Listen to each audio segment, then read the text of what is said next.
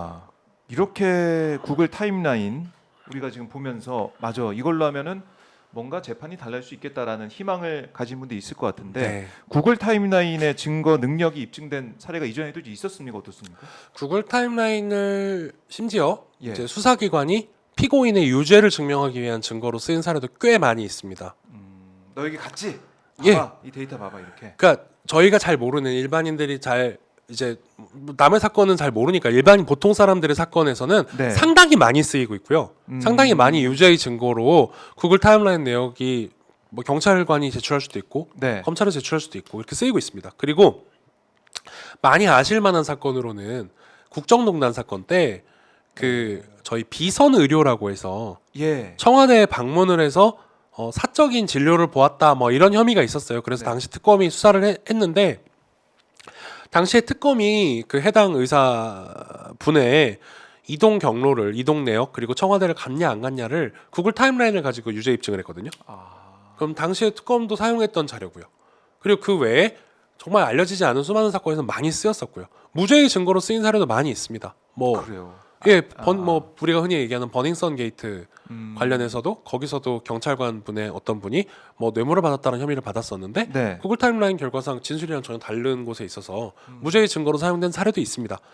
실제로 요즘 가사 소송에서는 정말 많이 쓰이는 거 있고요. 가사 소송에서 예, 불륜의 증거로도 많이 쓰이죠. 구글 타임라인 자체는 물론 형사 사건에서 증거로 쓰이는 것과 민사 가사 사건에서 증거로 쓰이는 다르지만 제가 이제 그 불륜 얘기를 빼고 보면 네. 나머지 사건은 다 형사 사건이었거든요. 그렇네요. 심지어 증거에 있어서 저희가 유죄의 증거는 압도적인 폭력에 대한 독점권을 가지고 있는 국가로 하여금 그 권한을 신중하게 행사하게 하기 위해서 절차를 정해놓고 맞아요. 형사소송법이라는 네. 그리고 그 절차에 맞게 증거를 수집하고 사용할 수 있게 하는 수많은 제한이 있는 거기 때문에 더 어렵게 쓰여져야 되는 거고 피고인이 자기 무죄를 주장하기 위해 쓰이는 증거는 그 정도 수준의 어떤 절차를 통과하지 않아도 되는 경우가 많습니다. 사인이 제출하는 증거니까요. 네. 저희는 수사권이 없지 않습니까? 그런데 유죄의 증거로도 쓰였었던 구글 타임라인이 무죄의 증거로서 가치가 없다라는 거는 납득하기가 좀 어렵습니다.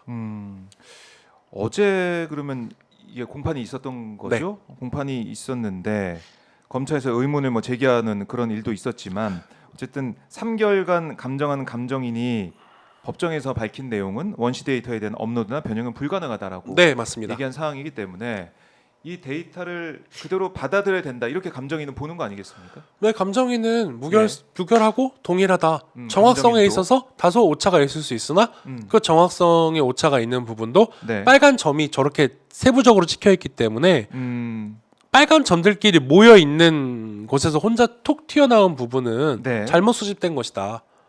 잘못 수집될 수도 있죠, 당연히. 왜냐하면 와이파이를 통해서도 수집하고 예. 특히 저희가 건물 안에 있거나 예를 들어 지하 도로를 이동하거나 네. 할 때 내비게이션이 가끔 오류를 발생하지 않습니까? 그거랑 마찬가지입니다. 그거랑 마찬가지로 일시적으로 한두 개의 포인트가 잘못 잡힐 수는 있지만 그게 만약에 실제 방문한 곳이 되려면 그 포인트와 이어지는 경향성이 그대로 드러나 있어야 합니다. 그런데 시간별로. 그렇지 않았어요. 검찰이 얘기하는 그 튀었다는 점 몇 가지가 보인다고 하는데 네. 당연히 튈 수 있는 점이 나오죠. 하지만 전체적인 빨간 점들은 그대로 경로의 모양으로 그려져 있습니다. 그러니까 우리가 이제 내비게이션 내비 키고 운전할 때도 잠깐 내비가 위치를 못 잡는 그런 경우들. 예, 그게 이제 튀는 경우다라고 볼 수가 있겠네요. 네, 쉽게 생각해 보면. 그렇죠. 그러니까 예를 들어서 지금 그 튄 장소에 방문했다고 보려면 그 5월 3일자 기록에 따르면 한 1점 몇 킬로 정도 떨어진 곳으로 튄 적이 있어요. 한 1.3킬로, 1점 뭐 네. 그 정도로 떨어진 곳으로 튄 게 보이는데 예. 이게 튄 게 성립이 되려면 한 제가 15초에서 1분 간격이라고 말씀드렸잖아요. 이 전에 찍힌 점에서 15초 만에 저길 갔다가 돌아왔어야 되는 건데 거의 뭐 순간 네. 이동하듯이. 그런데 그렇지 않고 저렇게 오류가 난 점은 네. 극소수고 다른 점들이 그대로 모여 있습니다. 저렇게 이제 촘촘하게 찍혀 있어야 되는 게 맞다라는 네, 거죠. 지금 보이는 것보다 사실 더 많은 점이 찍혀 있는 거거든요. 훨씬 더 많은 점이 찍혀 있습니다. 보이시는 것보다. 네. 15초 정도씩 네. 간격으로 한다고 하니까 더 많은 점이 보일 수 있겠네요. 예, 그렇기 때문에 그러니까 이제 저렇게 오류 수집 가능성이 있으니 네. 애지당초에 저걸 못 믿는 것 아니냐. 라고 주장을 하는 거죠. 아, 검찰은. 그래요. 검찰의 주장. 그러니까 증거가 완벽한 증거가 아니다라는 거예요. 그런데 사실은 형사소송에서 통상 네. 어떤 특정한 사람의 위치를 입증하기 데 쓰는 정보는 크게 봤을 때는 뭐 통신사의 기지국 사용 내역을 통해서 활용하는 위치 정보가 있을 수 있고요. 네. 뭐 신용카드 사용 정보 내역도 있을 수 있고 하이패스나 톨게이트 통과 내역 아니면 CCTV 뭐 등등 여러 가지를 조합해서 위치 정보를 볼 수 있는데 네. 뭐 CCTV 정도를 제외하면은 다 오차가 있습니다. 으흠. 다 오차가 생길 수밖에 없습니다. 신용카드 뭐 저기 검찰에서 주장하는 거는 아니 저 핸드폰을 김용 부원장이 안 들고 다녔을 수도 있는 거 아니냐라는 건데 그 얘기 신용카드도 듣겠습니다. 남이 들고 다닐 수 있죠. 그렇죠. 휴대전화 기지국 정보는 구글 타임라인과 똑같은 기전으로 그만큼의 오차가 생길 수 있고요. 애초에 위치가 기지국 기준으로 찍히는 건데 서울은 기지국이 매우 촘촘하게 있지만 그 경기도 그리고 더 다른 지자체로 갈수록 네. 훨씬 더 띄엄띄엄 설치돼 있습니다. 위치 정보를 정확히 측정할 수 없지만 다 유죄의 증거로 활용하고 있죠. 그런데 유독 지금 구글 타임라인에 대해서만 이거 증거 가치가 없다, 증거 능력이 없다라고 하는 거는 네. 조금 변호인 입장에서 이해하기 어렵습니다. 그러니까 유동규의 진술이 뭐 옳다, 뭐 거기에 따라서 1심 재판 결과도 이렇게 나왔으니까 유동규의 진술이 맞다라는 얘기를 검찰이 계속 유지를 하고 싶어하는 거 아닙니까? 네, 그렇죠. 그 진술이 맞고 그 진술대로 김용 전 부원장이 돈을 받았다라는 얘기인데 그렇죠. 이게 진술보다 이게 더 신빙성이 있는 것 같은데 제가 볼 때는 최소한 유동규 씨의 진술보다는 예. 구글 타임라인에서 기계적으로 어떤 누군가의 의도가 들어가지 않고 수집된 자료인데 데이터. 유동규 씨의 진술은 유동규 씨가 뭐 거짓말쟁이다라고 얘기할 수는 없겠지만 네. 그 유동규 씨가 어쨌든 사람이 진술을 하는 거에는 당연히 어떤 의도가 들어가고 네. 자기의 방향성이 들어가고 그 의도가 누구의 것이든 음. 그래 뭐 그렇게 본다면 그럼 당연히 둘 중에 무언가 신빙해야 한다면 저는 기계적으로 수집된 증거를 믿어야 하는 게 아닌가 싶습니다. 자, 근데 1심 재판부는 그런 얘기를 하죠. 유동규 진술 일부 부정확한 면이 있지만 1년 이상 지난 일에 관해 기억을 더듬어 진술하는 과정에서 발생할 수 있는 비본질적인 차이다. 이렇게 얘기를 했어요. 재판부. 이게 그 진술의 신빙성을 판단함에 있어서 재판부가 여러 가지 근거로 드는 것 중에 본질적인 부분에 있어서 만약에 일관된 진술을 한다면 그거는 진술이 일관적인 것이다라고 얘기를 합니다. 네. 그런데 나는 돈을 줬다란 반복하면서 돈을 준 장소와 일시 마련한 방법 그다음에 그걸 누구한테 어떻게 받았고 누구한테 어떤 방식으로 줬으며 가져갈 때 어떻게 가져갔느냐 이런 것들에 대한 진술이 다 같이 일관적이어야지 실제로 있었던 일이라면 뭐 일부 기억을 못할 수는 있겠어요. 그런데 그게 아니라 그냥 돈을 줬다는 사실만 일관적이잖아요. 그럼 이 진술을 믿는다? 어떤 근거를 두고 믿는 것인지 믿는다는 결론을 정해놓고 네. 그걸 뭐 믿기 위한 어떤 그냥 자료로 쓰신 것인지는 잘 모르겠습니다. 여러 가지 다른 증거들을 봤을 때 뭐 1심은 아마 술수를 했다라고 판단을 해놓고 여러 가지 봤을 때 이 수수한 것이 맞는 것 같은데 근데 유동규가 거짓말쟁이라고 쓸 수는 없잖아요. 유동규 말이 신빙성이 있다라고 그냥 기술을 그렇게 하신 것인지 아니면 정말로 유동규의 진술이 일관되었다고 평가하신 것인지 저는 잘 모르겠습니다만 네. 저는 최소한 유동규의 진술이 일관적인지 잘 모르겠습니다. 아 그래요. 뭐 이제 그 김용 이제 변호인 입장으로서 네. 이렇게 얘기를 하고 있는데 변호인이니까. 근데 지금 5월 3일도 그렇지만 뭐 6월 8일, 뭐 6월 하순 내지 7월 초순 전달된 자금에 대해 재판부가 이렇게 신빙성이 있다라고 판단하고 있는데 다른 건 어떻습니까? 5월 3일은 지금 저희가 구글 타임라인 봤는데 다른 일단은 날짜들은? 7월 정도에 있었다고 하는 네. 경기도청 북측 도로 당시에 맞아요. 공사 예, 중이었던 공사 중이었던 경기도청의 북측 도로에서 뭐 어디 뭐 벤치에서 만났었다. 1심에서는 심지어 네이버 거리뷰를 이용해서 그 거리뷰를 하나씩 보면서 이쯤 벤치였던 것 같다. 뭐 이런 진술까지 하셨어요. 그런데 타임라인에는 어쨌든 경기도청 북측 도로라는 곳에 김용 전 부원장이 가신 적이 없습니다. 7월 그때요? 그쯤에? 예. 7월 초순? 네. 어 7월부터 8월까지 다 봤는데 없습니다. 그래요? 그것도 재판부에 제출됐나요? 네. 재판정에서? 그럼요. 어. 그러니까 아니 정확히 말하면 예. 타임라인을 감정해 달라는 과정을 한 거고 아. 타임라인 그 캡처 자료나 이런 것들은 이미 예전에 제출이 됐고 이미 예전에. 이거를 증거로 쓸지 어떻게 믿어달라고 할지 그거에 대한 논리 구성과 설명은 이제 최후 단계에서 해야죠. 이미 제출은 돼 있고. 네, 아 그것도 구글 타임라인에는 빨간색 그 원시 데이터에는 없군요. 네 없습니다. 그래요. 이거 참 이 재판 과정을 팔로우하지 않았던 분들은 결과만 보니까 1심 재판에 이렇게 유죄가 나왔으니까 정말 돈을 받았구나 하는 생각을 많이 하실 건데 그 그러니까- 세부 내용을 보니까 이게 맞지 않는 부분이 있군요. 그리고 사실 과연 정치 자금을 받았으면 어디서 사용을 했는지, 어디서 사용할 곳이 있었는지, 그럼 누가 받는지, 뭐 최소한 그러면은 어디선가 뭐 모르는 현금이 있든지, 뭐 그 돈이 어디 갔는지. 어디에서 어떻게 사용됐는지를 네. 잘 알 수가 없고, 뭐 생활상이나 이런 걸 보더라도 김용전 부원장님은 매우 검소하시게 네. 차를 아마 사고 나서 한번 바꾸시기 전까지는 거의 쭉 한 차만 타시더라고요. 근데 무슨 돈을 흥청망청 쓰거나 이런 게 전혀 없는 분이고, 유동규 씨는 공사에서 급여를 받으시는 분인데 뭐 차가 계속 바뀌거나 뭐 아파트 평수가 넓어지거나 네. 2배 이상 넓어지거나 그런 식으로 계속 사용을 하니까 변호인단 쪽에서는 실제로는 김용전 부원장님이 주신 게 아니면서 네. 유동규 씨가 유용한 것이 아니냐라고 저희는 의문을 제기하는 거죠. 아. 그것도 뭐 저희가 증명할 수는 없잖아요. 의문은 저희는 수사권이 없으니까요. 그렇죠. 저희는 뭘 뒤져볼 수도 없고 네. 그분을 불러서 신문할 수도 없고 그렇기 때문에 저희는 뭐 그걸 확인할 수가 없고 단정적으로 말씀드리지 못하지만 네. 우리가 안 받았다. 우리가 안 받았는데 저쪽에서는 저런 정황이 있다라는 것도 저희가 제시하고 있죠.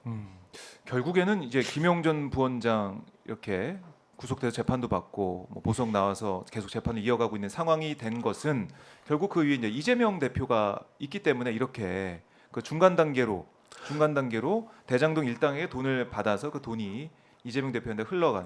그러니까 이 사건을 크게 둘로 나누면 네. 정치자금법 위반과 뇌물죄 두 가지가 있고 정치자금법 위반은 2021년에 있었던 일련의 일들이라고 하는 거고 유동규 뇌물죄는 진술에 나오는. 네 2013년부터 14년까지 유동규가 역시 얘기한 유동규가 역시도 그때도 돈을 받아서 네. 김용전 부원장을 주었다라고 얘기를 하는 건데 이 두 가지가 각각 목적을 보면 2013년 14년에는 그 대장동의 어떤 특혜를 받기 위해서 네. 그 이제 이재명 대표님이 당시 시장이셨죠.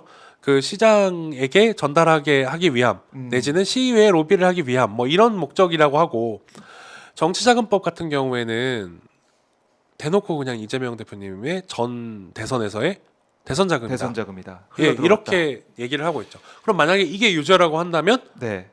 당연히 그러면 대선 자금으로 유용한 게 아니냐라는 결국 결론을 낼 수 있으니까 그렇게 주장을 하고 있는 거죠. 근데 아하. 더 이상 뭐 사용 내역도 없고 아무것도 없는데 예. 그러니까 안 받아본 돈을 막 받았다. 수사를 받았다고 하면은 그것도 네. 사실 안 받은 사람 입장에서는 정말 억울하겠죠. 아하. 그래서 유동규의 진술만 사실 있는 거 아닙니까? 지금 뭐 객관적으로 검찰이 내세우고 있는 것들이 있습니까? 어떻습니까? 유동규의 객관적인 진술. 증거로 내세운 거는 유동규의 진술에 따라서 유동규가 진술한 내용에 나오는 쇼핑백에 돈이 그만큼 들어간다. 뭐 이런 것들에 대한 증거들이 제출되어 있습니다. 그래요.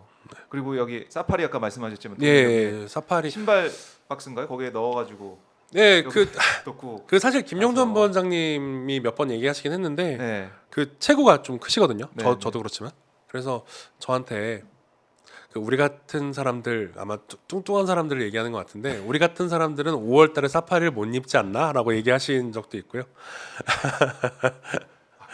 아 그렇죠. 여름 양말 5월. 입고 다니. 5월에 우리 한번 생각을 해봅시다. 5월에 사파리를 입고 다닌다. 그 생각도 드네요. 사파리에 이걸 넣는 게 말이 안 된다 이런 생각 많이 했었는데 사파리를 그 당시에 5월에 입고 다닌다. 이것도 좀 네, 그것도 좀 이상한 일이라고 생각. 계절상으로 안 맞아 보이기도 하고.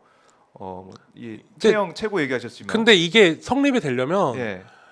사실 그 앞에 있었던 일은 저희는 모릅니다만 검찰이 수사한 내용과 그 다음에 유동규 씨 진술 관련자들 진술을 종합해 볼 때 유동규 씨가 줬다고 하는 자금이 마련된 시점이 네. 21년 4월입니다. 아하. 그럼 결국 돈을 준 시점을 이 뒤로 만들어야만 아하. 이 진술이 성립이 되는 거기 진술이 때문에 다 악의가 맞으니까. 네 그런데 뭐 예전엔 당연히 교류가 있던 사이니까 유원홀딩스에 더 훨씬 전에 가신 적이 있으신 것뿐이에요. 유원홀딩스에 간 적이 없는 건 아니에요. 하지만 그 돈을 마련했다는 시점과 전혀 무관한 시점에 4월 훨씬 더 전에. 개업을 했다니까 예. 가신 거죠. 그러면 돈을 마련하지도 않았는데 무슨 돈을 어떻게 줬냐는 얘기가 나옵니다. 그렇네요. 예, 그 전에 간 사실만 있다. 네, 근데 이게 이제 보도가 되고 헤드라인만 보고 이러면은 마치 가서 김용 부원장이 가서 이제 돈을 받았고 이게 뭐 이재명 연결된 게 아니야 이렇게 다 사람들 인식에는 또 바뀌어 있으니까 1심 결과에 따라 가지고 뭐 직접적으로 얼굴을 봤다는 사람이 없지 않습니까? 오직 유동규 씨만 본 거잖아요. 오직 유동규만 네. 봤다. 그 돈을 주는 뭐 비밀 내줬으니까 유동규만 본 거 아니냐 이렇게 뭐 반론할 수 당시에 있을 것 같은데. 흡연실에 뭐 네. 정민용 씨가 있었다라고 하는데 그 본인께서도 직접적으로 얼굴을 보신 건 아니라고 증언을 하셨으니까 예, 하반신 정도가 보였다라고 하는데 하반신을 보고 누군지는 알아보기 어려울 거라고 생각합니다. 네. 그리고 저는 사실 그러면은 그 누구도 보지 못했고 누구도 알지 못하고 그 유동규 씨 주변 사람들조차도 어떤 돈을 준 경위라든지 사실은 뭐 몇억 원씩 되는 큰 현금을 남에게 준다는 거는 매우 큰 일이고 예, 주변에 예를 들어서 같이 생활을 함께하는 사람이라든지 뭐 갑자기 돈을 막 주섬주섬 챙겨들고 밖으로 나간다 그러면 중요한 일일 텐데 그 누구도 모르고 있는 일이고 오직 유동규 씨만 알고 있는 일이니까요. 네. 그러니까 저는 그렇다면은 저 진술과 말을 믿어야 하는가? 과연 그렇다고 하면은 형사사법 체계에서 어떤 특정한 사람의 진술이 그렇게 반복적으로 이루어진다고 해서 그걸 가지고 예. 범죄 사실을 그것도 이렇게 큰 범죄 사실을 그리고 어떻게 보면은 뭐 정치인이시잖아요 김용 전 부원장님께서 네. 직업으로 정치를 하시는 분의 사실상 정치 인생을 완전히 무너뜨리고 없애버릴 수 있는 정도의 큰 범죄를 어떤 특정한 사람의 진술만 갖고 인정하는 게 부당하다는 거죠. 그러니까 누구라도 그냥 마음만 누구라도. 먹으면 네. 내가 돈을 줬습니다. 이 얘기 며칠 날 줬습니다. 이 얘기를 반복하고 이러다 보면 검찰이 그걸 받아들여서 기소를 하고 재판부가 그걸 또 받아들이면 모르겠습니다. 그러니까 뭐 이 변호가 어떻게 되는지 이런 건 뭐 떠나서 그런 식으로 진술이 계속 반복이 되고 그걸 믿어주기만 하면 수사 단계에서 믿어주기만 하면 그게 그냥 기소가 돼서 유죄까지 나올 수 있는. 예, 그러니까 힘이 빠질 사건들이 많이 있죠. 형사 사건을 많이 하다 보면은 결국은 이 사건도 진술밖에 없네 하는 뭐 종류를 가리지 않고 많습니다. 뭐 예를 들어 정치자금, 뭐 뇌물, 선거범죄, 네. 뭐 나아가서는 뭐 저희가 일부 얘기하는 뭐 성범죄, 뭐 어떤 경우에는 뭐 무슨 마약범죄, 뭐 이런 범죄들이 대부분의 직접 피해자가 많이 없는 범죄의 경우에 진술이 없는 경우가 진술밖에 없는 경우가 많이 있어요. 네. 그런데 예를 들어서 피해자나 피고인이 억울하다라고 얘기를 했을 때 그 진술을 그냥 재판부가 이건 믿을만한데 아니면은 이거 못 믿겠다라고 판단을 해서 유무죄와 갈리는 게 물론 진술도 증거이지만 증거재판주의에 맞는 건지 그리고 이게 모두가 승복할 수 있는 절차인지 좀 모를 때가 있습니다. 네.